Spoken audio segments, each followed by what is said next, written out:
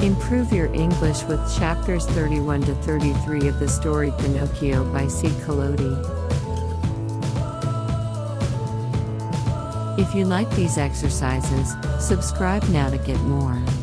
Visit dominarelingles.com for more activities. Keep in mind the translation is not exact. It has been modified to sound better in Spanish.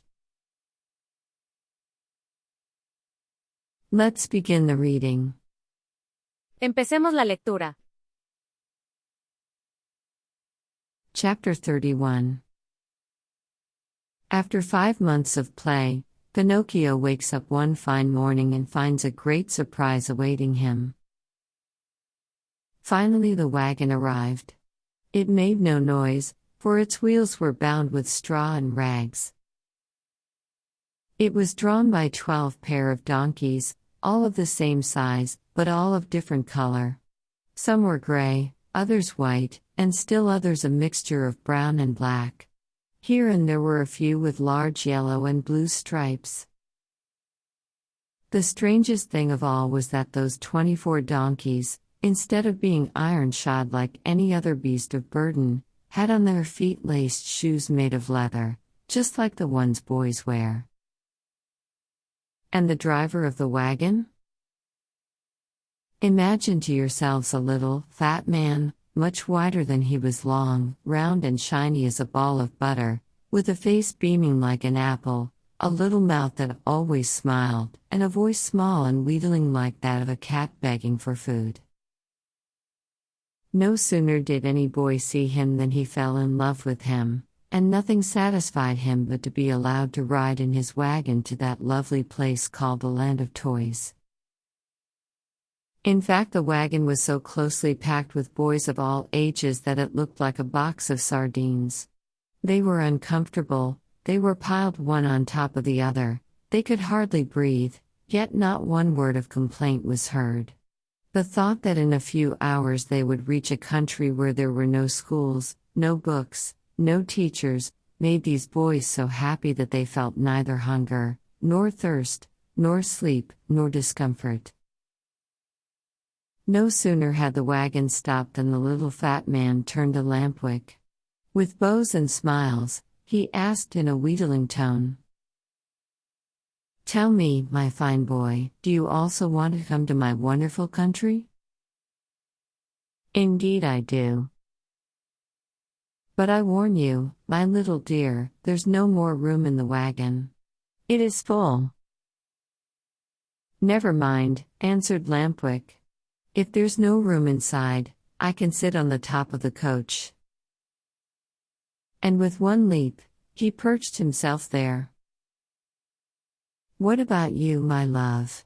asked the little man, turning politely to Pinocchio. "What are you going to do? Will you come with us, or do you stay here?" "I stay here," answered Pinocchio. "I want to return home, as I prefer to study and to succeed in life." "May that bring you luck." "Pinocchio," Lampwick called out, "listen to me. Come with us and we'll always be happy." "No, no, no. Come with us and we'll always be happy," cried 4 other voices from the wagon. "Come with us and we'll always be happy," shouted the 100 and more boys in the wagon, all together. "And if I go with you, what will my good fairy say?" asked the marionette, who was beginning to waver and weaken in his good resolutions. "Don't worry so much. Only think that we are going to a land where we shall be allowed to make all the racket we like from morning till night." Pinocchio did not answer, but sighed deeply once, twice, a third time. Finally, he said, "Make room for me. I want to go too." "The seats are all filled," answered the little man, "but to show you how much I think of you, take my place as coachman." "And you?" "I'll walk." "No, indeed. I could not permit such a thing. I much prefer riding one of these donkeys, cried Pinocchio. No sooner said than done. He approached the first donkey and tried to mount it. But the little animal turned suddenly and gave him such a terrible kick in the stomach that Pinocchio was thrown to the ground and fell with his legs in the air. At this unlooked-for entertainment, the whole company of runaways laughed uproariously. The little fat man did not laugh. He went up to the rebellious animal and, still smiling, bent over him lovingly and bit off half of his right ear. In the meantime, Pinocchio lifted himself up from the ground, and with one leap landed on the donkey's back.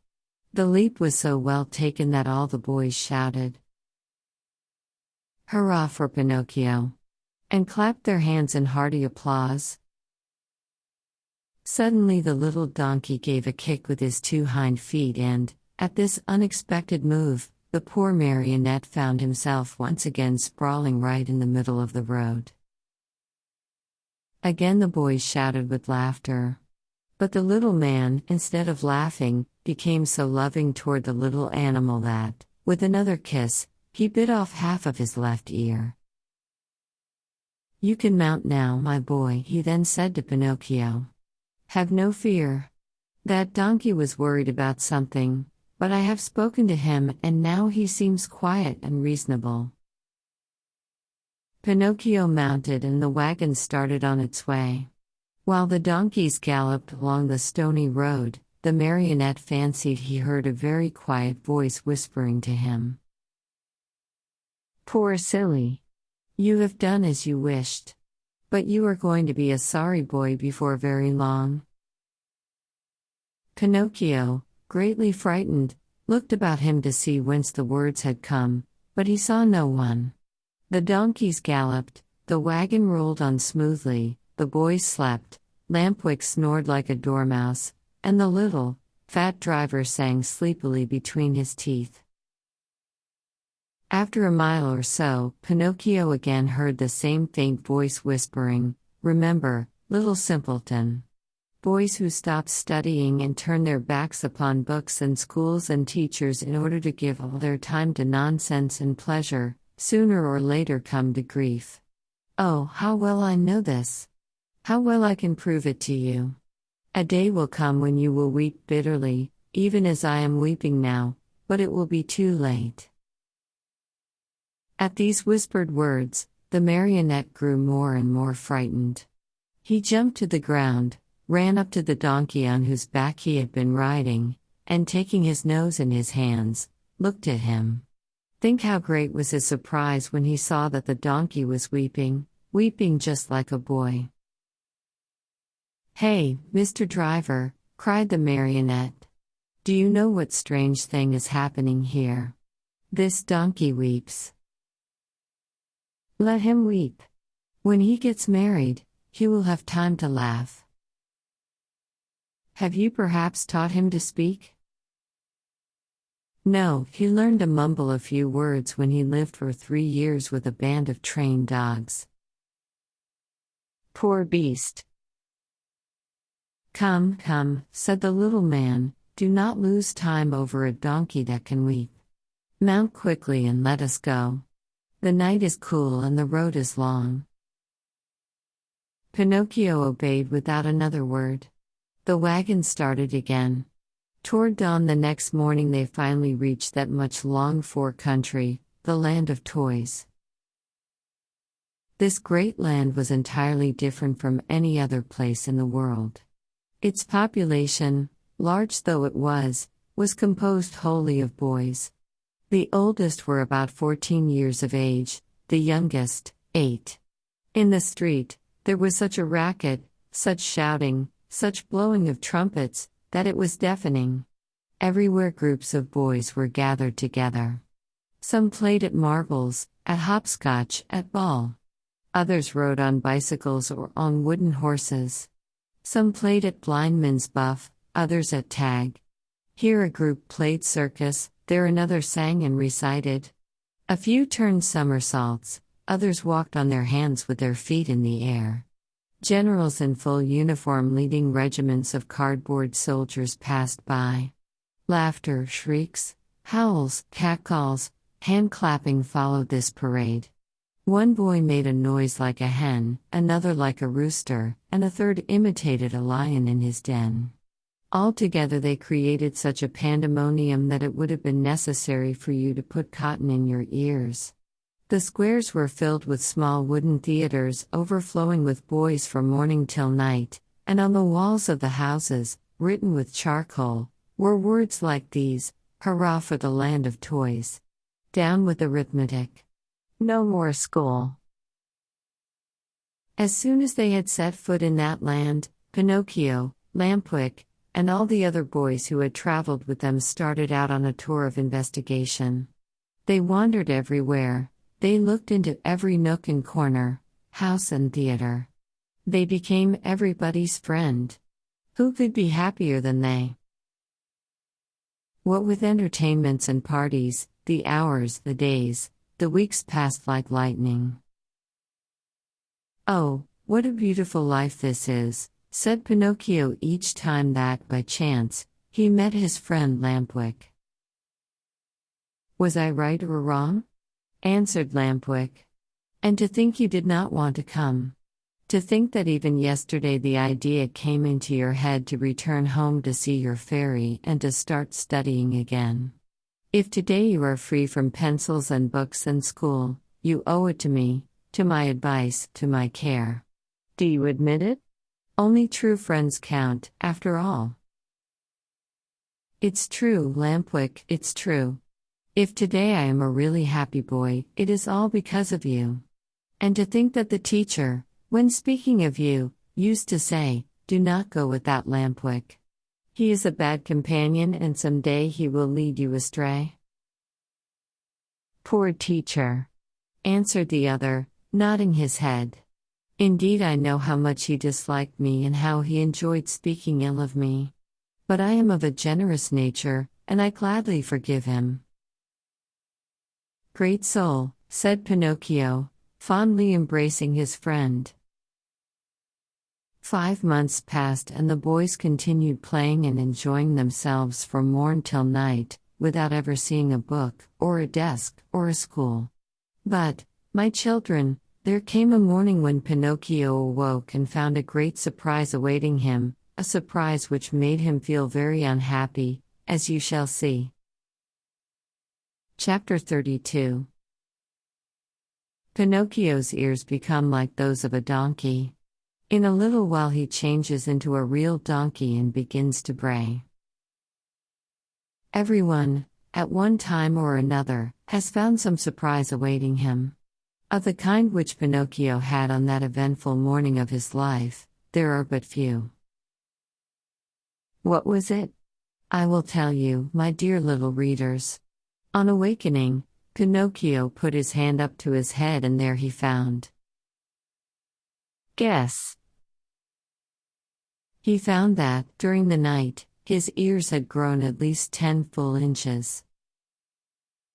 You must know that the marionette, even from his birth, had very small ears, so small indeed that to the naked eye they could hardly be seen.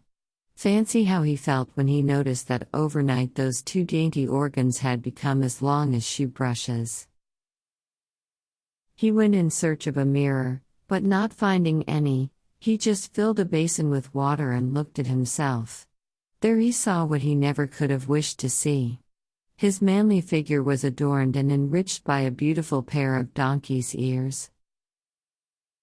I leave you to think of the terrible grief, the shame, the despair of the poor marionette. He began to cry, to scream, to knock his head against the wall, but the more he shrieked, the longer and the more hairy grew his ears. At those piercing shrieks, a dormouse came into the room, a fat little dormouse, who lived upstairs. Seeing Pinocchio so grief-stricken, she asked him anxiously, "What is the matter, dear little neighbor?" "I am sick, my little dormouse, very, very sick, and from an illness which frightens me. Do you understand how to feel the pulse?" A little. Feel mine then and tell me if I have a fever. The dormouse took Pinocchio's wrist between her paws and, after a few minutes, looked up at him sorrowfully and said, "My friend, I am sorry, but I must give you some very sad news." "What is it?" "You have a very bad fever." "But what fever is it?" "The donkey fever." "I don't know anything about that fever," answered the marionette, beginning to understand even too well what was happening to him. "Then I will tell you all about it," said the dormouse. "Know then that, within 2 or 3 hours, you will no longer be a marionette, nor a boy." "What shall I be?" "Within 2 or 3 hours you will become a real donkey, just like the ones that pull the fruit carts to market." "Oh, what have I done? What have I done?" cried Pinocchio, grasping his 2 long ears in his hands and pulling and tugging at them angrily, just as if they belonged to another. "My dear boy," answered the dormouse to cheer him up a bit, "why worry now? What is done cannot be undone, you know. Fate has decreed that all lazy boys who come to hate books and schools and teachers and spend all their days with toys and games must sooner or later turn into donkeys." "But is it really so?" asked the marionette, sobbing bitterly. "I am sorry to say it is. And tears now are useless. You should have thought of all this before. But the fault is not mine. Believe me, little dormouse, the fault is all Lampwick's." "And who is this Lampwick?" "A classmate of mine. I wanted to return home. I wanted to be obedient. I wanted to study and to succeed in school, but Lampwick said to me, 'Why do you want to waste your time studying? Why do you want to go to school? Come with me to the land of toys. There we'll never study again. There we can enjoy ourselves and be happy from morn till night.'" "And why did you follow the advice of that false friend?" "Why? Because, my dear little dormouse, I am a heedless marionette, heedless and heartless. Oh, if I had only had a bit of heart, I should never have abandoned that good fairy, who loved me so well and who has been so kind to me. And by this time, I should no longer be a marionette. I should have become a real boy, like all these friends of mine. Oh, if I meet Lampwick I am going to tell him what I think of him, and more too." After this long speech, Pinocchio walked to the door of the room. But when he reached it, remembering his donkey ears, he felt ashamed to show them to the public and turned back. He took a large cotton bag from a shelf, put it on his head, and pulled it far down to his very nose. Thus adorned, he went out. He looked for Lampwick everywhere, along the streets, in the squares, inside the theaters, everywhere, but he was not to be found. He asked everyone whom he met about him, but no one had seen him. In desperation, he returned home and knocked at the door. "Who is it?" asked Lampwick from within. "It is I," answered the marionette. "Wait a minute." After a full half-hour the door opened. Another surprise awaited Pinocchio. There in the room stood his friend, with a large cotton bag on his head, pulled far down to his very nose. At the sight of that bag, Pinocchio felt slightly happier and thought to himself, "My friend must be suffering from the same sickness that I am. I wonder if he too has donkey fever?" But pretending he had seen nothing, he asked with a smile, "How are you, my dear Lampwick?" "Very well. Like a mouse and a Parmesan cheese." "Is that really true?" "Why should I lie to you?" "I beg your pardon, my friend, but why then are you wearing that cotton bag over your ears? The doctor has ordered it because one of my knees hurts. And you, dear marionette, why are you wearing that cotton bag down to your nose? The doctor has ordered it because I have bruised my foot. Oh, my poor Pinocchio. Oh, my poor Lampwick. An embarrassingly long silence followed these words, during which time the two friends looked at each other in a mocking way. Finally the marionette, in a voice sweet as honey and soft as a flute, said to his companion, "Tell me, Lampwick, dear friend, have you ever suffered from an earache?" "Never. And you?" "Never. Still, since this morning my ear has been torturing me." "So has mine." "Yours too? And which ear is it?" "Both of them. And yours?" "Both of them too. I wonder if it could be the same sickness." "I'm afraid it is." "Will you do me a favor, Lampwick?" "Gladly. With my whole heart." "Will you let me see your ears?" "Why not? But before I show you mine, I want to see yours, dear Pinocchio." "No. You must show yours first." "No, my dear. Yours first, then mine." "Well, then," said the marionette, "let us make a contract." "Let's hear the contract." "Let us take off our caps together. All right?" "All right." "Ready then." Pinocchio began to count, 1, 2, 3. At the word 3, the two boys pulled off their caps and threw them high in air. And then a scene took place which is hard to believe, but it is all too true. The marionette and his friend, Lampwick, when they saw each other both stricken by the same misfortune, instead of feeling sorrowful and ashamed, began to poke fun at each other, and after much nonsense, they ended by bursting out into hearty laughter. They laughed and laughed, and laughed again, laughed till they ached, laughed till they cried. But all of a sudden Lampwick stopped laughing. He tottered and almost fell. Pale as a ghost, he turned to Pinocchio and said, "Help, help, Pinocchio. What is the matter?" "Oh, help me. I can no longer stand up." "I can't either," cried Pinocchio, and his laughter turned to tears as he stumbled about helplessly. They had hardly finished speaking, when both of them fell on all fours and began running and jumping around the room. As they ran, their arms turned into legs, their faces lengthened into snouts, and their backs became covered with long gray hairs.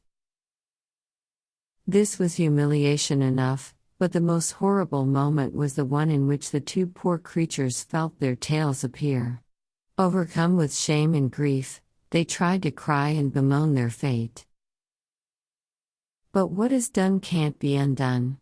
Instead of moans and cries, they burst forth into loud donkey brays, which sounded very much like, "Ha! Ha! Ha!"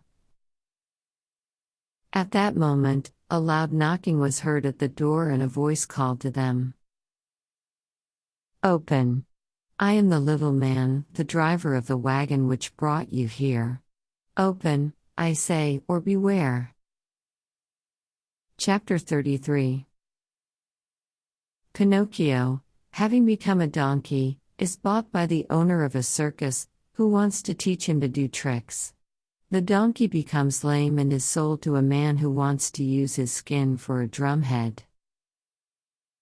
Very sad and downcast were the two poor little fellows as they stood and looked at each other. Outside the room, the little man grew more and more impatient, and finally gave the door such a violent kick that it flew open. With his usual sweet smile on his lips, he looked at Pinocchio and Lampwick and said to them, "Fine work, boys. You have brayed well, so well that I recognize your voices immediately, and here I am." On hearing this, the two donkeys bowed their heads in shame, dropped their ears, and put their tails between their legs. At first, the little man petted and caressed them and smoothed down their hairy coats. Then he took out a curry comb and worked over them till they shone like glass. Satisfied with the looks of the two little animals, he bridled them and took them to a marketplace far away from the land of toys, in the hope of selling them at a good price. In fact, he did not have to wait very long for an offer. Lampwick was bought by a farmer whose donkey had died the day before.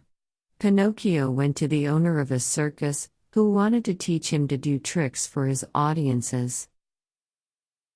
And now do you understand what the little man's profession was? This horrid little being, whose face shone with kindness, went about the world looking for boys. Lazy boys, boys who hated books, boys who wanted to run away from home, boys who were tired of school, all these were his joy and his fortune. He took them with him to the land of toys and let them enjoy themselves to their heart's content. When, after months of all play and no work, they became little donkeys, he sold them on the marketplace. In a few years, he had become a millionaire. What happened to Lampwick? My dear children, I do not know. Pinocchio, I can tell you, met with great hardships even from the first day. After putting him in a stable, his new master filled his manger with straw, but Pinocchio, after tasting a mouthful, spat it out. Then the man filled the manger with hay. But Pinocchio did not like that any better. "Ah, you don't like hay either?" he cried angrily. "Wait, my pretty donkey, I'll teach you not to be so particular." Without more ado, he took a whip and gave the donkey a hearty blow across the legs. Pinocchio screamed with pain, and as he screamed he brayed. "Ha! Ha! Ha! I can't digest straw." "Then eat the hay," answered his master, who understood the donkey perfectly. "Ha! Ha! Ha! Hay gives me a headache." "Do you pretend, by any chance, that I should feed you duck or chicken?" asked the man again, and, angrier than ever, he gave poor Pinocchio another lashing. At that second beating, Pinocchio became very quiet and said no more. After that, the door of the stable was closed and he was left alone. It was many hours since he had eaten anything and he started to yawn from hunger. As he yawned, he opened a mouth as big as an oven. Finally, not finding anything else in the manger, he tasted the hay. After tasting it, he chewed it well, closed his eyes, and swallowed it. "This hay is not bad," he said to himself. "But how much happier I should be if I had studied. Just now, instead of hay, I should be eating some good bread and butter." Patience. Next morning, when he awoke, Pinocchio looked in the manger for more hay, but it was all gone. He had eaten it all during the night. He tried the straw, but, as he chewed away at it, he noticed to his great disappointment that it tasted neither like rice nor like macaroni. Patience. He repeated as he chewed. If only my misfortune might serve as a lesson to disobedient boys who refuse to study. Patience. Have patience. Patience indeed, shouted his master just then, as he came into the stable. "Do you think, perhaps, my little donkey, that I have brought you here only to give you food and drink? Oh, no. You are to help me earn some fine gold pieces, do you hear? Come along now. I'm going to teach you to jump and bow, to dance a waltz and a polka, and even to stand on your head. Poor Pinocchio, whether he liked it or not, had to learn all these wonderful things, but it took him 3 long months and cost him many, many lashings before he was pronounced perfect. The day came at last when Pinocchio's master was able to announce an extraordinary performance.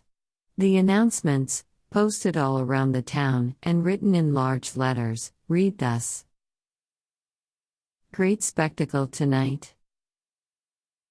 Leaps and exercises by the great artists and the famous horses of the company. First public appearance of the famous donkey called Pinocchio, the star of the dance. The theater will be as light as day. That night, as you can well imagine, the theater was filled to overflowing 1 hour before the show was scheduled to start. Not an orchestra chair could be had, not a balcony seat, nor a gallery seat, not even for their weight in gold. The place swarmed with boys and girls of all ages and sizes, wriggling and dancing about in a fever of impatience to see the famous donkey dance. When the first part of the performance was over, the owner and manager of the circus, in a black coat, white knee breeches, and patent leather boots, presented himself to the public and in a loud, pompous voice made the following announcement. Most honored friends, gentlemen and ladies. Your humble servant, the manager of this theater, presents himself before you tonight in order to introduce to you the greatest, the most famous donkey in the world, a donkey that has had the great honor in his short life of performing before the kings and queens and emperors of all the great courts of Europe. We thank you for your attention. This speech was greeted by much laughter and applause. And the applause grew to a roar when Pinocchio, the famous donkey, appeared in the circus ring. He was handsomely arrayed. A new bridle of shining leather with buckles of polished brass was on his back, 2 white camellias were tied to his ears, ribbons and tassels of red silk adorned his mane, which was divided into many curls. A great sash of gold and silver was fastened around his waist and his tail was decorated with ribbons of many brilliant colors. He was a handsome donkey indeed. The manager, when introducing him to the public, added these words. Most honored audience, I shall not take your time tonight to tell you of the great difficulties which I have encountered while trying to tame this animal, since I found him in the wilds of Africa. Observe, I beg of you, the savage look of his eye. All the means used by centuries of civilization in subduing wild beasts failed in this case. I had finally to resort to the gentle language of the whip in order to bring him to my will. With all my kindness, however, I never succeeded in gaining my donkey's love. He is still today as savage as the day I found him. He still fears and hates me. But I have found in him one great redeeming feature. Do you see this little bump on his forehead? It is this bump which gives him his great talent of dancing and using his feet as nimbly as a human being. Admire him, O signori, and enjoy yourselves. I let you, now, be the judges of my success as a teacher of animals. Before I leave you, I wish to state that there will be another performance tomorrow night. If the weather threatens rain, the great spectacle will take place at 11 o'clock in the morning. The manager bowed and then turned to Pinocchio and said, Ready, Pinocchio. Before starting your performance, salute your audience. Pinocchio obediently bent his 2 knees to the ground and remained kneeling until the manager, with the crack of the whip, cried sharply, "Walk." The donkey lifted himself on his 4 feet and walked around the ring. A few minutes passed and again the voice of the manager called, "Quick step." And Pinocchio obediently changed his step. "Gallop." And Pinocchio galloped. "Full speed." And Pinocchio ran as fast as he could. As he ran, the master raised his arm and a pistol shot rang in the air. At the shot, the little donkey fell to the ground as if he were really dead. A shower of applause greeted the donkey as he arose to his feet. Cries and shouts and hand clappings were heard on all sides. At all that noise, Pinocchio lifted his head and raised his eyes. There, in front of him, in a box sat a beautiful woman. Around her neck she wore a long gold chain, from which hung a large medallion. On the medallion was painted the picture of a marionette. "That picture is of me. That beautiful lady is my fairy," said Pinocchio to himself, recognizing her. He felt so happy that he tried his best to cry out, "Oh, my fairy! My own fairy!" But instead of words, a loud braying was heard in the theater, so loud and so long that all the spectators, men, women, and children, but especially the children, burst out laughing. Then, in order to teach the donkey that it was not good manners to bray before the public, the manager hit him on the nose with the handle of the whip. The poor little donkey stuck out a long tongue and licked his nose for a long time in an effort to take away the pain.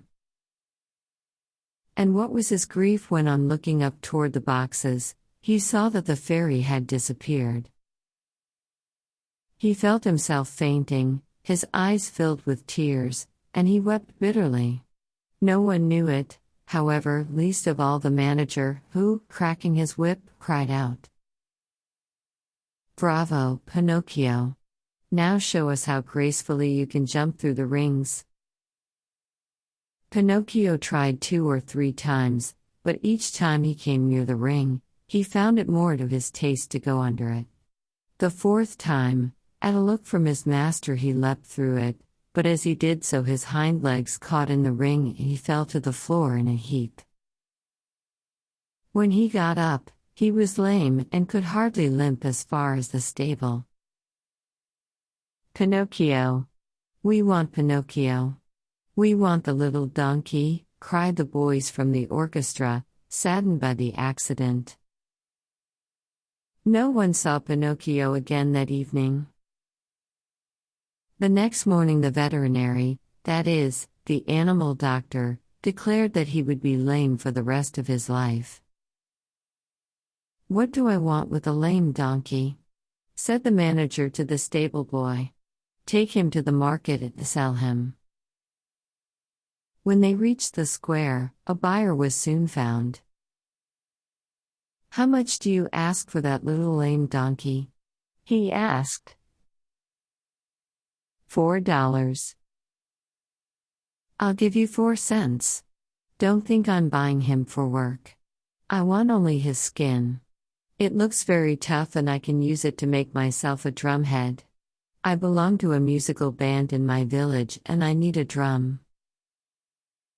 I leave it to you, my dear children, to picture to yourself the great pleasure with which Pinocchio heard that he was to become a drumhead." As soon as the buyer had paid the 4 cents, the donkey changed hands. His new owner took him to a high cliff overlooking the sea, put a stone around his neck, tied a rope to one of his hind feet, gave him a push, and threw him into the water. Pinocchio sank immediately. And his new master sat on the cliff waiting for him to drown, so as to skin him and make himself a drumhead.